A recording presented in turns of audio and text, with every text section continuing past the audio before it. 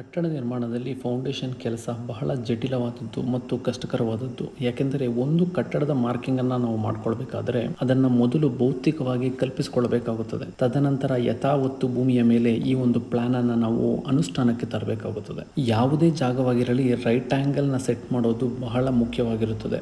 Right angle ಮತ್ತು ಮಾರ್ಕಿಂಗ್ನ ಬಗ್ಗೆ ನಾನು ಈಗಾಗಲೇ ಒಂದು ವಿಡಿಯೋದಲ್ಲಿ ನಿಮಗೆ ತಿಳಿಸ್ಕೊಟ್ಟಿದ್ದೇನೆ. ಮಾರ್ಕಿಂಗ್ ಆದ ಮೇಲೆ ಫೂಟಿಂಗ್ನ ಡ್ರಾಯಿಂಗ್ನ ಪ್ರಕಾರ ಆಗಿದ್ಕೊಳ್ಳಬೇಕು. ಸರಿಯಾದ ರೀತಿಯಲ್ಲಿ ಅದನ್ನು ಕಾಂಪ್ಯಾಕ್ಟ್ ಅನ್ನು ಮಾಡಬೇಕಾಗುತ್ತದೆ. ತದನಂತರ ಸೋಲಿಂಗ್ ಅನ್ನು ಮಾಡಿ ಕಾಲಮ್ ಮಾರ್ಕಿಂಗ್ ಅನ್ನು ಮಾಡೋದು ಮುಖ್ಯ. ಈ ಒಂದು ಕಾಲಮ್ ಮಾರ್ಕಿಂಗ್ ಮಾಡೋ ಒಂದು ಹಂತ ಬಹಳ ಮುಖ್ಯವಾದದ್ದು. ಯಾಕಂದರೆ ಒಂದು ಲೈನ್ ಡೋರಿ ನಾವು ಏನು ಮೇಲೆ ಕಟ್ಟಿರ್ತೀವೋ ಆ ಒಂದು ಮಾರ್ಕ್ ಅನ್ನು ನಾವು ಕೆಳಗಡೆ ಇಳಿಸ್ಕೊಳ್ಬೇಕಾಗುತ್ತದೆ. ಈ ಒಂದು ಸಂದರ್ಭದಲ್ಲಿ ಯಾವುದೇ ರೀತಿಯ ಅಚಾತುರ್ಯ ನಡೆದರೆ ನಮಗೆ ಮುಂದಿನ ದಿನಗಳಲ್ಲಿ ಕಟ್ಟಡ ನಿರ್ಮಾಣದಲ್ಲಿ ಬಹಳ ತೊಂದರೆಗಳು ಉಂಟಾಗುವುದರಲ್ಲಿ ಯಾವುದೇ ಒಂದು ಸಂಶಯವಿಲ್ಲ. ಹಾಗಾಗಿ ನಾವು ಈ ಒಂದು ಮಾರ್ಕಿಂಗ್ ಅನ್ನು ಮಾಡಬೇಕಾದ್ರೆ ಬಹಳ ನಾಜೂಕಾಗಿ ಮತ್ತು ಜಾಗರೂಕತೆಯಿಂದ ನಾವು ಈ ಒಂದು ಮಾರ್ಕಿಂಗ್ ಅನ್ನು ಮಾಡ್ಕೊಳ್ಬೇಕಾಗುತ್ತದೆ. ನೀವು ಈಗಾಗಲೇ ನೋಡ್ತಾ ಇದ್ದೀರಾ ಈ ಒಂದು ಮಾರ್ಕಿಂಗ್ ಅನ್ನ ಯಾವ ರೀತಿ ಮಾಡ್ತಾ ಇದ್ದಾರೆ.